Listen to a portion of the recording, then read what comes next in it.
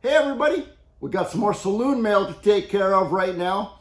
I have received so many emails and so many comments asking this question. The question is, when you separate ethanol from your fuel by adding water to it, shaking it up, and you get that big puddle on the bottom of your container that has ethanol and water mixed in it, can you pour that through a Mr. Funnel and it takes it all out? That's a great question. If you want to see the two videos that I'm talking about right now, I have links right underneath of this video for the Mr. Funnel and for the ethanol thing. The simple answer is no, it does not work with the water and the ethanol mixture.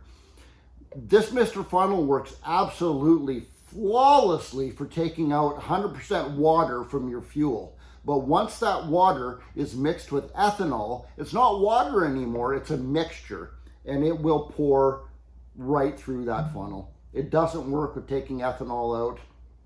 I hope that answered some of your questions. That's it, man. Steve out.